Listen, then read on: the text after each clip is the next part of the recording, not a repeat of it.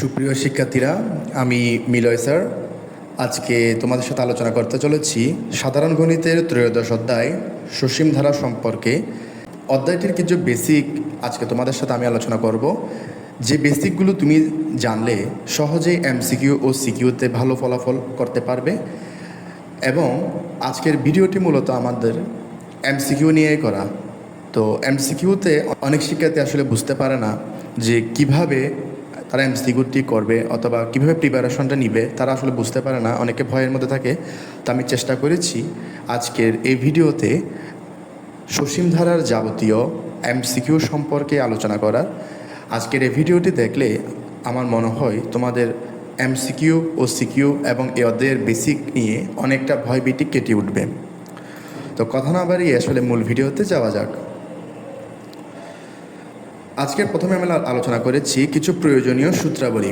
সমান্তর ধারা: কোনো ধারার যে কোনো পদ ও তার পূর্ববর্তী পদের পার্থক্য সব সময় সমান হলে সেই ধারাটিকে সমান্তর ধারা বলে। সমান্তর ধারার প্রথম পদকে আমরা প্রকাশ করব এ ও সাধারণ অন্তরকে আমরা প্রকাশ করব ডি দ্বারা। সাধারণ অন্তর বের করা হয় কোনো রাশির যে কোনো পদ থেকে তার পূর্ববর্তী পদকে বিয়োগ করে। সমান্তর ধারার এনতম পদ বা সাধারণ পদকে নির্ণয় করার জন্য আমরা একটা সমীকরণ জানি, সেটি হলো a plus n minus 1 into d. সমান্তর ধারার n সংখ্যক পদের সমষ্টি s of n equals to n by 2 second bracket 2a plus n minus 1 প্রথম বন্ধনীর মধ্যে লিখে এরপর আমরা লিখব ডি, এরপর সেকেন্ড ব্র্যাকেটকে আমরা শেষ করব। প্রথম n সংখ্যক স্বাভাবিক সংখ্যার সমষ্টি s of n equals to n into n plus 1 divided by 2। প্রথম n সংখ্যক স্বাভাবিক সংখ্যার বর্গের সমষ্টি s of n equals to n into n plus 1 into 2n plus 1 divided by 6। প্রথম n সংখ্যক স্বাভাবিক সংখ্যার ঘনের সমষ্টি s of n equals to second bracket দিয়ে আমরা লিখব n ইন্টু প্রথম বন্ধনীর মধ্যে n প্লাস 1 প্রথম বন্ধনী ক্লোজ করে আমরা লিখব ডিভাইডেড বাই 2, এরপর দ্বিতীয় বন্ধনী দিয়ে আমরা লিখব হোল স্কয়ার। গুণোত্তর ধারা: কোনো ধারার যে কোনো পদ ও এর পূর্ববর্তী পদের অনুপাত সব সময় সমান হলে তাকে গুণোত্তর ধারা বলে। গুণোত্তর ধারার প্রথম পদ এ সাধারণ অনুপাত আর। সাধারণ অনুপাত হচ্ছে যে কোনো পদকে তার পূর্ববর্তী পদ দ্বারা ভাগ করা হয়। গুণোত্তর ধারার সাধারণ পদ বা এনতম পদ নির্ণয়ের সমীকরণটি হল r to the power n minus 1। গুণোত্তর ধারার সমষ্টি নির্ণয়ের দুটি সূত্র রয়েছে। দুটি সূত্রর মধ্যে পার্থক্য হলো যখন সাধারণ অনুপাত আর এর মান ছোট হবে তখন আমরা লিখব s of n equals to a into প্রথম বন্ধনীর মধ্যে লিখব 1 minus r to the power n, প্রথম বন্ধনীকে শেষ করব, এরপর ডিভাইডেড বাই দিয়ে লিখব 1 মাইনাস আর। আরেকটি সূত্র হলো যখন আর অর্থাৎ সাধারণ অনুপাতের মানটি 1 থেকে বড় হবে তখন আমরা লিখব s of n equals to a into r to the power n minus 1 divided by r minus 1। এই ছিল আমাদের সসীম ধারার বিস্তারিত সমীকরণ ও বেসিক পার্ট নিয়ে আলোচনা। 1 plus 4 plus 7 plus 10 dot dot ধারাটির এনতম পদ কত? আমি তোমাদের সামনে ক, খ, গ ও ঘ চারটি অপশন দিয়েছি। তুমি কিভাবে বের করবে? প্রথমে আমাদের জানতে হবে যে ধারাটিকে একটি সমান্তর ধারা না গুণোত্তর ধারা।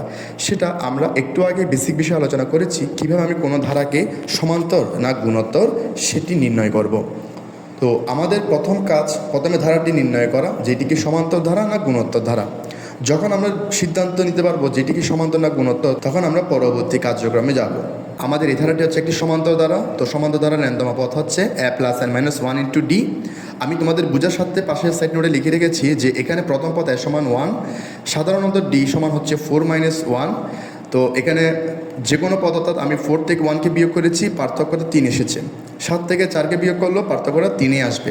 এর মান বসালাম 1, n মাইনাস 1কে ঠিকঠাক রেখে দিলাম, ডি এর মান বসালাম 3। এখন আমরা পরবর্তী লাইনে যে কাজটা করলাম 3 দিয়ে nকে গুণ করলাম, তাহলে কত হলো 3n। 3 দ্বারা 1কে গুণ করলাম তাহলে মাইনাস 3।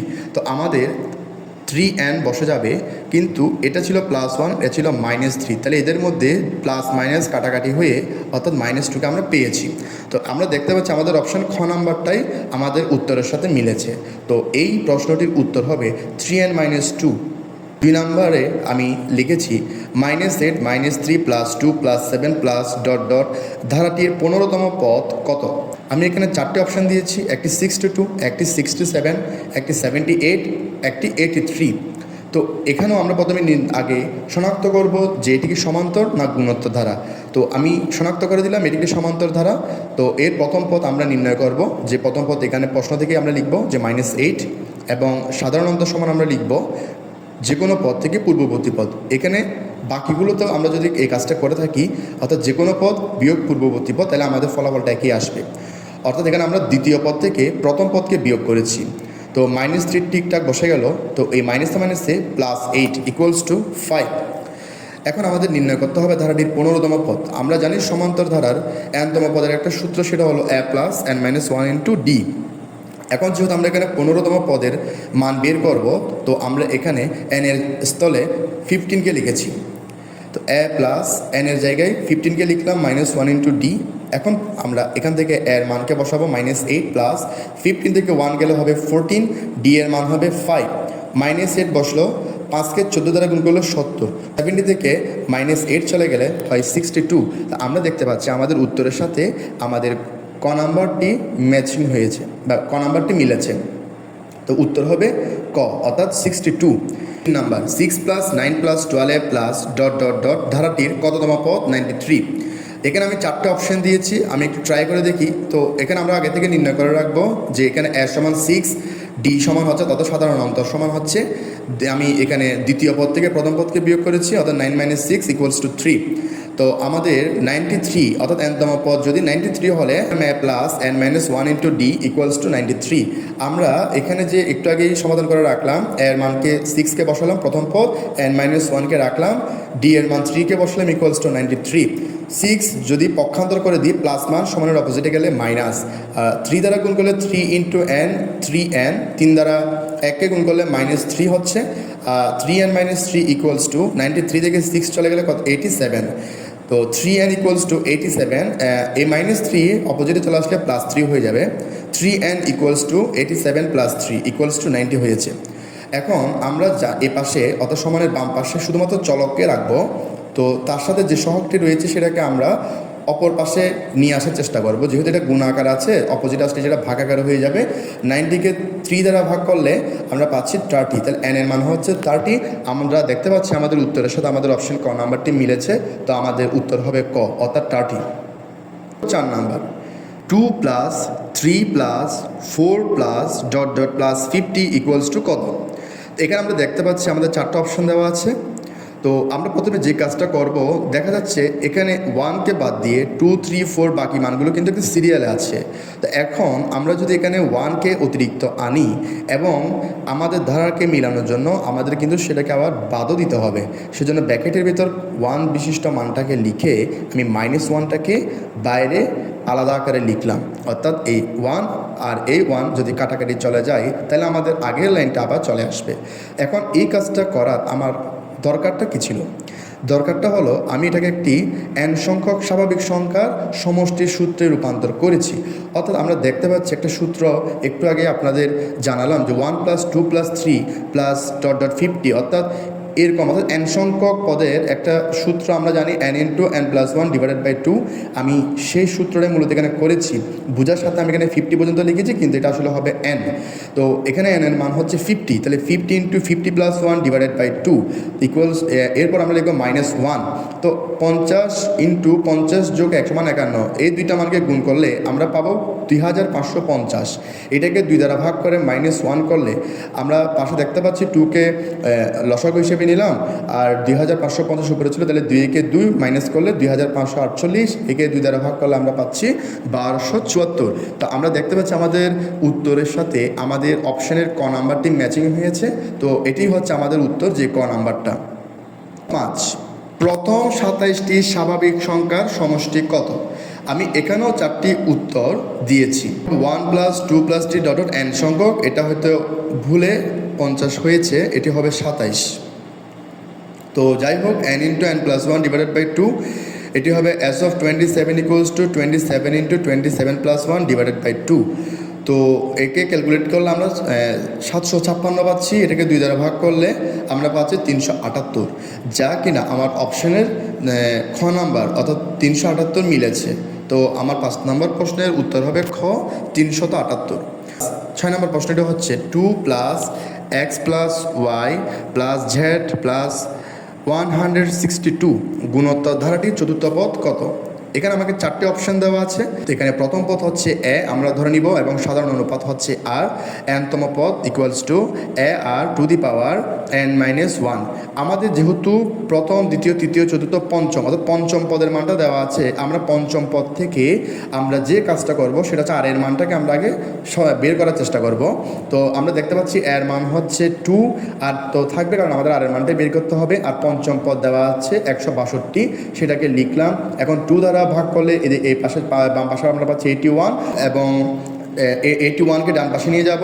এর পরবর্তীতে আমরা 81কে 3 টু দি পাওয়ার 4 রূপান্তর করেছি, অর্থাৎ 3 two the power 4 equals to 81।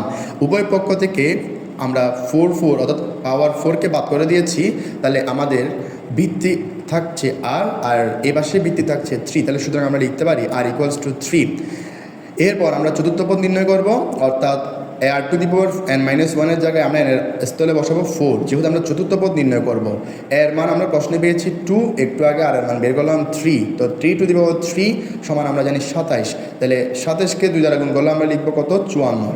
তাহলে আমরা দেখতে পাচ্ছি আমাদের এই অপশানটার সাথে মিলেছে হচ্ছে আমাদের উত্তর এবং হচ্ছে আমাদের অপশন হচ্ছে গ। তো আমরা ধরে নিলাম যে আমাদের 6 নম্বর প্রশ্নটির উত্তর হবে গ। 7 6 plus 12 plus 24 plus dot dot ধারাটির অষ্টম পদ কত? এখানে 4টা অপশন দেওয়া আছে। তো আমরা প্রথমে দেখতে পাচ্ছি ধারাটির প্রথম পদ এর সমান হচ্ছে 6 এবং এটি একটি গুণোত্তর ধারা। তো আমি করেছি অনুপাত, সাধারণ অনুপাত আর সমান দ্বিতীয় পদকে আমি এখানে প্রথম পদ দ্বারা ভাগ করেছি। আর একটু আগে তোমাদের বললাম যে সাধারণ অনুপাত বের করার টেকনিক যে কোনো পদকে তার পূর্ববর্তী পদ দ্বারা ভাগ। তো তোমরা চাইলে এখানে তৃতীয়কে দ্বিতীয় পদ দ্বারা ভাগ করতে পারো, তাহলেও ফলাফল সেমই আসবে। তো যাই হোক আমাদের অষ্টম পদ বের করতে হবে। তো আমি অষ্টম পদ নির্ণয়ের একটা সমীকরণ লিখলাম আর টু দি পাওয়ার 8-1। তো প্রশ্ন থেকে আমরা লিখলাম এর মান 6 আর এর মান 2 টু দি পাওয়ার 7।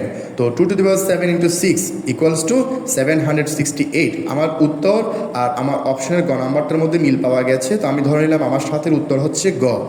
8 নম্বরে দেখতে পাচ্ছি আমরা 3 plus 6 plus 12 plus 24 plus dot dot 384 ধারাটির পদ সংখ্যা কত? এখানে 4টা অপশন দেওয়া আছে।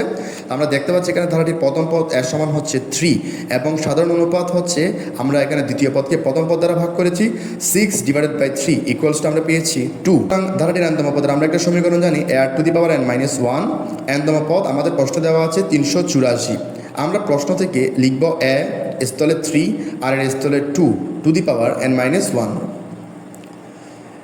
এবার আমরা বাম পাশের মানটাকে ডান পাশে নিয়ে আসবো, ডান পাশের মানটাকে বাম পাশে নিয়ে যাবো, অর্থাৎ পক্ষান্তর করে দিলাম, যেহেতু আমাকে n এর মানটাই বের করতে হবে। 3 দ্বারা উভয়পক্ষে ভাগ করলে আমি পাচ্ছি 384কে 3 দ্বারা ভাগ করলে 128 অর্থাৎ 128কে পাচ্ছি আমি। এখন আমি দেখতে পাচ্ছি আমার 2 টু দি পাওয়ার n-1 বাম পাশে ভিত্তি আছে 2। আমি চেষ্টা করবো এই মানটাকেও ভিত্তি 2তে কনভার্ট করার। তো আমি 2 টু দি পাওয়ার 7 এর মান 128 পেয়েছি। তো উভয় পক্ষ থেকে ভিত্তি 2কে বাদ, তাহলে পাওয়ার বাম পাশে থাকবে n-1, ডান পাশে থাকবে 7। তো বাম পাশ থেকে -1কে আমি যদি ডান পাশে পক্ষান্তর করি তাহলে এটা +1 হয়ে 8, অর্থাৎ n এর মান আমি পেয়েছি 8, যা কিনা আমার উত্তর আর অপশনের মধ্যে হচ্ছে খ। তো আজকে ভিডিও এই পর্যন্ত। আশা করি ভিডিওটি দেখে তোমরা বুঝতে পেরেছো কীভাবে স্বল্প সময়ে এবং স্বল্প কিছু টেকনিকের সাহায্যে তোমরা এই অধ্যায়ের MCQকে সহজে সমাধান করতে পারবে। আজকের ক্লাসটি যদি তুমি মনোযোগ সহকারে দেখো, সিকিউতেও এটি তোমাকে অনেকটা সাহায্য করবে বলে আমার মনে হয়। তো পরবর্তীতে কোন বিষয়ে ভিডিও দেখতে চাও, গণিতের কোন বিষয়টি তোমাদের কাছে খুব কষ্ট এবং বুঝতে অসুবিধা মনে হয়, আমাকে কমেন্ট করে জানাতে ভুলবে না। তো আজকের ভিডিও এই পর্যন্ত। সবাই ভালো থাকো, সুস্থ থেকো।